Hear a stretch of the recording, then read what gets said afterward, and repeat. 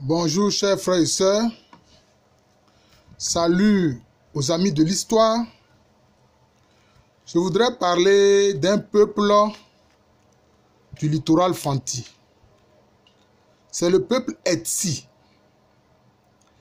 Les Etsi sont connus comme avoir été les premiers à peupler le littoral Fanti.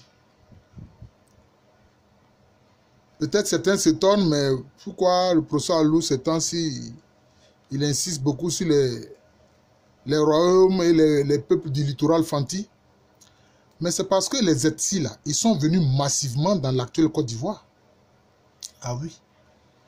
J'estime leur arrivée, disons, sur ce qui va être le littoral Fanti, disons, entre les 9e et 10e siècles, par là.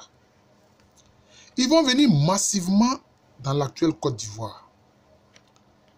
Ils vont peupler massivement le pays éotilé. C'est pour ça que même encore aujourd'hui, le nom tambouriné des éotilés, des Tioboué, le village de mon père, c'est Atsiangama Bleke. Et ces Etsi ont peuplé massivement le pays Aïzi. D'ailleurs, le nom Azi vient de Etsi, ça renvoie à la tête, à l'idée de tête. Voilà. Et ils vont s'intégrer, disons, à plusieurs royaumes du littoral Fanti. Ils vont s'intégrer à l'Eguafo. D'ailleurs, les Eguafo, même on veut voir, ils étaient des Etsi. Parce qu'on appelait l'Eguafo Etsi Dom, ça dit que l'armée des Etsi. Hein, ils vont peupler El Mina, ils vont peupler l'Abrem, hein, etc., les Foutou, la Sabou, etc. Et ils vont s'intégrer aussi au royaume que les Borbor Fanti vont créer.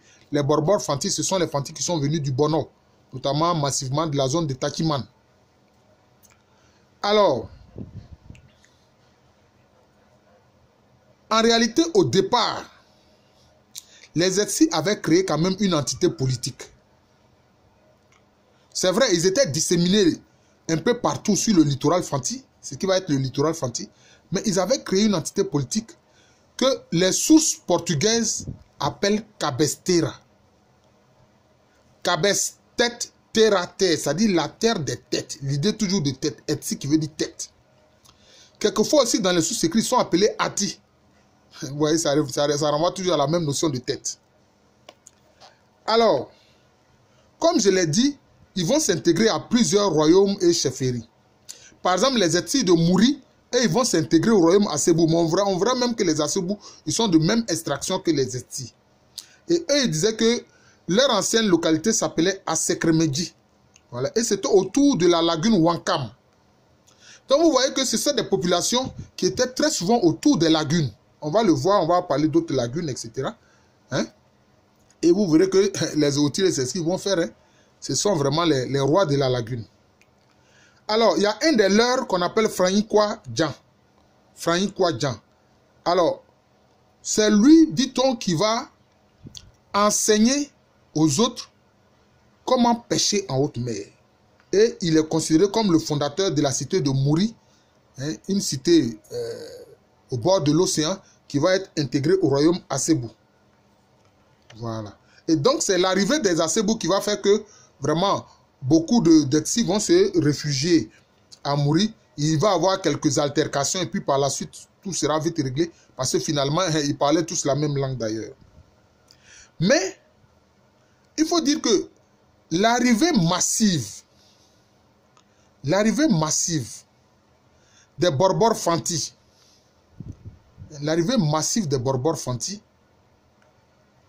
va aussi avoir un impact sur les Etsi. Je situe l'arrivée massive des Borbor Fanti entre les 11e et 12e siècles par là. Et cela va provoquer, n'est-ce pas, la dispersion des Etsi.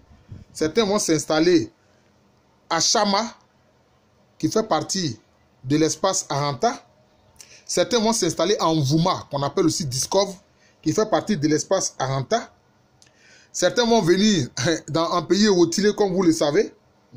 Ils vont s'intégrer au peuple éotilé. Ils vont s'intégrer au peuple éotilé. Il y a certains qui vont comme faire un retour en arrière en allant vers la basse vallée de la Volta. Et ils vont créer la localité de Djaskan, qu'on appelle aussi Djassikan. Voilà. Et puis, certains Etsi étaient par exemple autour d'une lagune qu'on appelle Okoum. Voilà, Okoum. Voilà. Et ils vont s'installer dans plusieurs localités telles que Edja numéro 1, Edja 1, Taïdo, on s'en fout, Pani. Et dans ces zones-là, ils vont s'intégrer justement à des royaumes Borbor Fanti. Voilà. Mais malheureusement pour eux, cette arrivée des Borbor Fanti qui a un peu déséquilibré, disons, leur entité politique et leur vie ne va pas s'arrêter là. Parce qu'on va constater qu'au XVIIe siècle, il y a un guerrier Borbor Fanti qui va relancer les guerres contre les Etsi.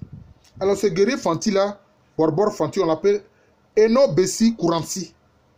Eno Bessi Kouransi. C'est lui qui, au XVIIe siècle, va encore relancer les guerres contre les Etsi. Il va livrer des guerres aux Etsi de Sunkwa et de Ndjedom. Voilà, c'est eux alors qui vont, ces Etsi-là vont aller créer ce qu'on appelle la cité haute de Kormanté. Et puis aussi, ils vont créer la localité d'Abazi. La localité d'Abazi. Mais il faut dire que ces localités-là, la ville haute de Kormanté et d'Abazé vont être rattachées au royaume Borbor Fati de Mankessem. Voilà, de Mankessem. Voilà. Et puis, vous avez les Etsi de Nankessedo. Ceux de Nankessedo, et ils vont être intégrés au royaume Borbor Fanti de Nkusukum. Voilà, je vous ai parlé déjà de Nkusukum, c'est eux qui ont créé le petit royaume de Akatachi, qui faisait partie anciennement de l'espace Iguafu. Voilà. Alors, vous avez d'autres Etsi qui, eux, vont être intégrés au royaume Assen, qui vont en fait être dirigés par des lignages venus de la Dansée. C'est ainsi que vous avez les Etsi d'Andoué, qui eux vont être intégrés au royaume Assen Apemanim. Et puis, vous avez les Etsi de Bosumagui, qui eux vont être intégrés au royaume Assen Atandasu. Voilà.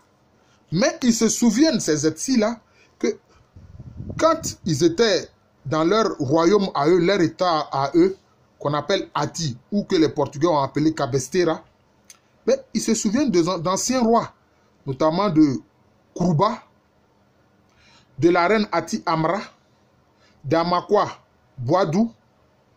Ils se souviennent de Akwadassi, et puis ils se souviennent aussi beaucoup de Ayaboa Koto. Voilà, Ayaboa Koto. Donc, voyez-vous, ces Etsi-là, si je peux dire, c'est la population première de tout le littoral Fanti.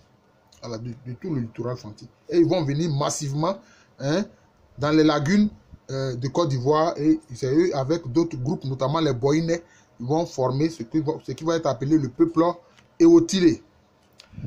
Alors, il y a les Etsi de Sunkwa qui, eux, vont être intégrés au royaume Borbor Fanti de Enyan Dantira. Enyan Dantira. Voilà. Et les Etsi d'Abaka, et ils vont être intégrés aussi à un autre royaume Borbor Fanti qui est appelé Ekonfi. Voilà, royaume Ekonfi. D'ailleurs, le fameux guerrier Borbor Fanti, qui au XVIIe siècle a livré les guerres contre les Etsi, Eno Bessi Kouranti, va vraiment, comme je l'ai dit, fragiliser le monde Etsi. Et cela a été d'autant plus aisé qu'il y a un notable important des Etsi qu'on appelle Ando Onyaka, qui lui va s'allier justement à ce guerrier Fanti-là, qui va finalement perturber, je peux dire, le pays Etsi. Mais les Etsi, en fait, ils sont des groupes Gouan. Leur zone la plus lointaine, quand on remonte dans l'histoire, ils étaient dans les plaines de la vallée noire. Pardon, dans les plaines de la Volta noire. Ils étaient dans les plaines de la Volta noire. On les appelait les Kouagbaïn, qui partageaient le même espace avec les ancêtres des Akans qu'on appelait les Kouagbons. Voilà. Et donc, ces Gouans-là, pour la plupart, ont longé la Volta. Ils sont arrivés dans les basses plaines de la Volta, plus au sud, Et puis de là, ils se sont répandus sur toute la côte. Sur toute la côte. C'est ce qu'ils ont fait. Et vous remarquez qu'ils se sont répandus aussi sur la côte de ce qui va être la Côte d'Ivoire, puisqu'ils sont venus massivement en pays routier. Voilà. Et donc, s'intégrant à ce qui va être le peuple rotilé, voilà, j'ai fait des vidéos sur les rotilés. En fait, on voit que les rotilés sont de différentes extractions. Hein, et puis, c'est eux qui vont les premiers coloniser toute la lagune, tout le pourtour lagunaire de la Côte d'Ivoire actuelle. C'est eux qui ont colonisé ce pourtour lagunaire de la Côte d'Ivoire actuelle. Vous n'avez qu'à regarder mes vidéos sur les différents groupes Akan lagunaires. Voilà. Sur les différents groupes Akan lagunaires. Je vous remercie. Je suis le professeur Alou Kwame René, professeur titulaire d'histoire à l'université Félix Houphouët-Boigny, université située dans le quartier de Cocody, dans la ville d'Abidjan, en Côte d'Ivoire, un pays situé en Afrique de l'Ouest. Ce peuplement Etsi dont j'ai parlé, ces groupes Etsi dont j'ai parlé, c'est vraiment important parce que vraiment, ils ont peuplé toute la côte du pays Fanti jusqu'en Côte d'Ivoire actuelle. D'ailleurs, certains vont s'intégrer au peuple Nzema. Hein. Vous n'avez qu'à suivre mes vidéos sur le peuplement du pays Nzema. C'est eux qui vont peupler la zone où il y a la lagune qu'on appelle Nzoulezo. Vous voyez, Nzoulezo. Voilà. Je vous remercie. Je vous souhaite une très bonne journée et un bon week-end.